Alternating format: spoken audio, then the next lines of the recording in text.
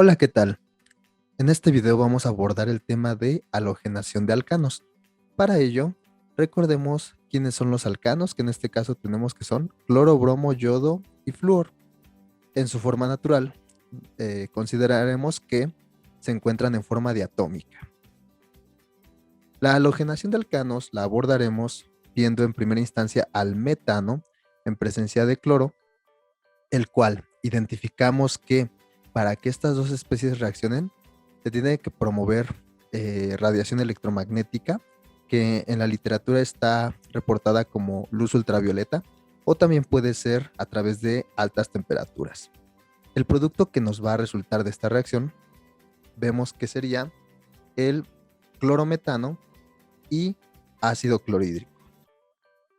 Aquí vemos claramente que lo que está ocurriendo es una sustitución, por la razón de que los 4 hidrógenos que tenemos en el metano pues quedan incompletos, quedando solamente 3, y en el lugar de aquel hidrógeno que ya no está, tenemos un átomo de cloro. Por otro lado, esta molécula de cloro diatómica, pues vemos que se dividió en un cloro que queda enlazado al hidrógeno del metano que teníamos inicialmente, y por otro lado el otro cloro queda enlazado al carbono del metano. Este proceso vamos a reconocer que puede ocurrir en varias ocasiones. ¿Eso qué quiere decir? Que podríamos volver a halogenar al clorometano con otra molécula de cloro, por lo que nos resultaría el diclorometano más otra molécula de ácido clorhídrico. Esto puede repetirse varias veces, por lo que en la siguiente halogenación estaríamos llegando al triclorometano, también conocido como cloroformo, y si procedemos a una siguiente halogenación, llegaríamos al tetracloruro de carbono.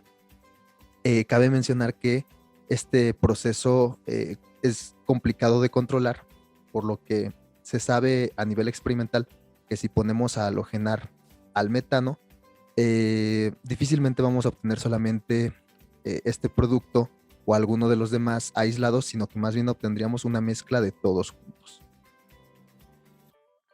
De manera general, reconoceremos a la halogenación de alcanos como un alcano en presencia de un halógeno diatómico y que en presencia de las condiciones necesarias, en este caso comentábamos radiación electromagnética, luz ultravioleta, que bueno, cabe mencionar que la simbología aquí es HNO, que da alusión a radiación electromagnética, nos produce lo que es un halogenuro de alquilo, que son todos los que acabamos de ver hace un momento. Todos estos 4 son halogenuros de alquilo, más un haloácido, que también es reconocido como hidrácido, que en este caso es el ácido clorhídrico.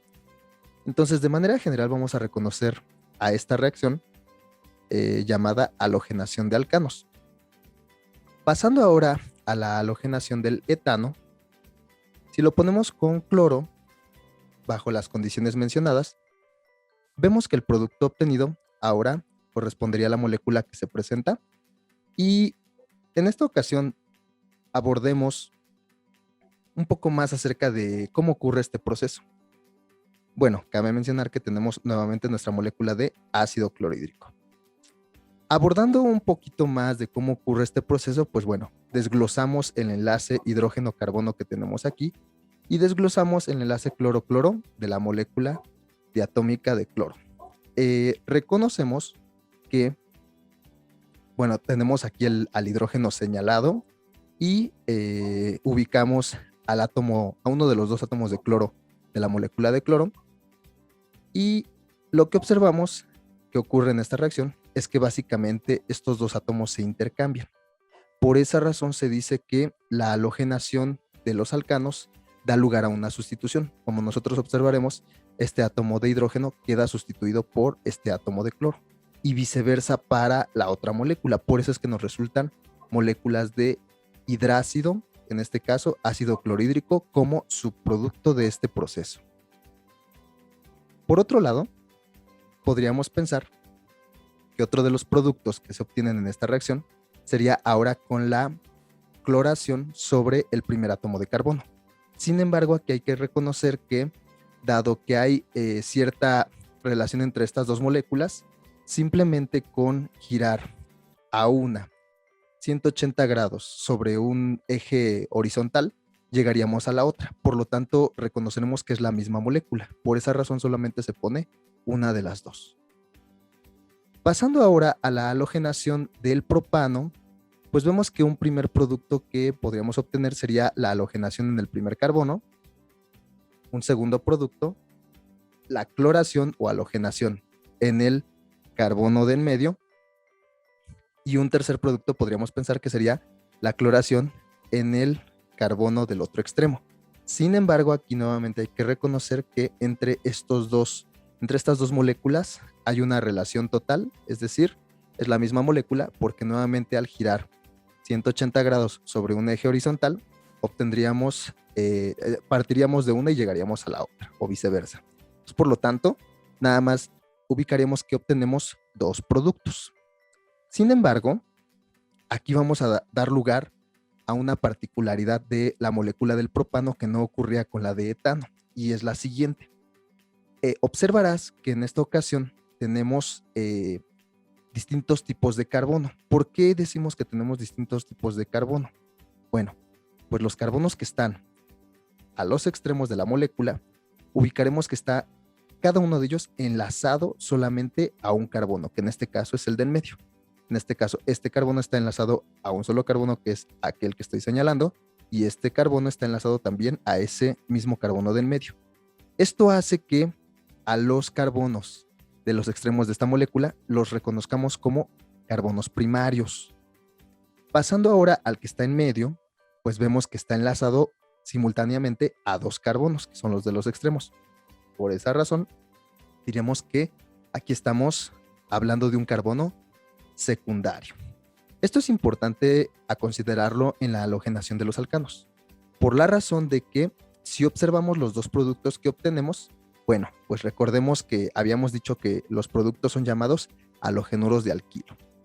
En este caso vemos que el halógeno está soportado sobre uno de los carbonos de los extremos, y recordando que los carbonos de los extremos son primarios, por lo tanto aquí tendríamos un halogenuro de alquilo primario. Pero si ahora nos vamos a la cloración que tenemos en el carbono del medio, pues recordando que el carbono del medio dijimos que era un carbono de tipo secundario, pues tendríamos a un halogenuro de alquilo secundario. Es importante dar lugar a esto porque, como habíamos comentado hace ratito, al hacer la cloración del propano, bajo las condiciones estipuladas, no se va a obtener un solo producto, sino que se va a obtener una mezcla de estos dos productos. Sin embargo, con base en estudios experimentales, se ha llegado a la conclusión de que solo uno de estos dos productos es el más estable, y en este caso pues daremos lugar a que aquel halogenuro que en este caso esté alojado en el carbono secundario será el más estable. Por lo tanto, se ha determinado experimentalmente que este producto es el producto mayoritario.